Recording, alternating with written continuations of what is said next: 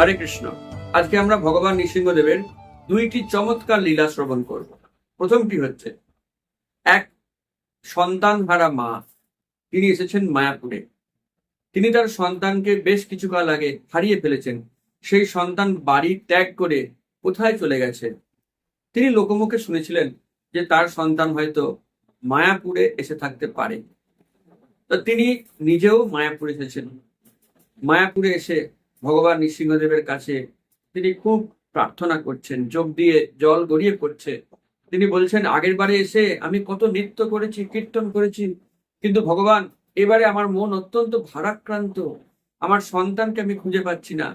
তাকে যদি আমি খুঁজে পাই, আমি আবার আপনার সামনে এসে নৃত্য করতে পারবো, কীর্তন করতে পারবো।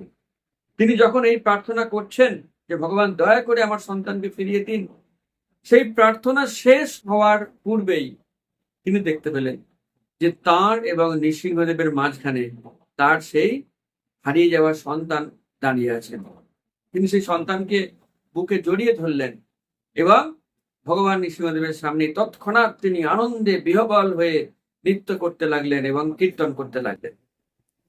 দ্বিতীয় লীলা, এক রাশিয়ান মাতাজি, তিনি ভগবান নৃসিংহদেবের জন্য রোজ ফুলের মালা গাঁথেন।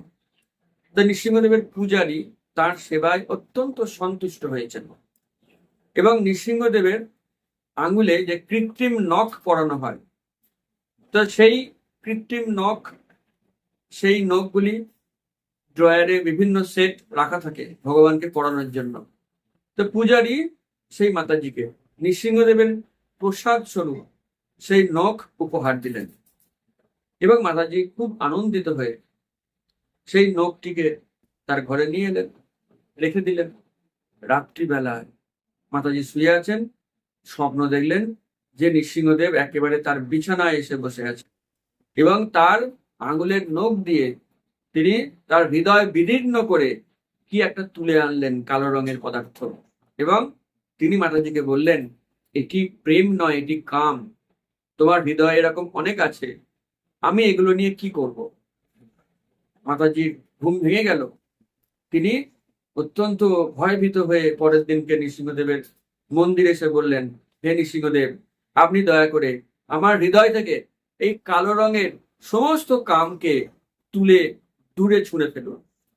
এইভাবে নৃসিংহদেব সেই মাতাজিকে সম্পূর্ণ কাম মুক্ত করেছিলেন।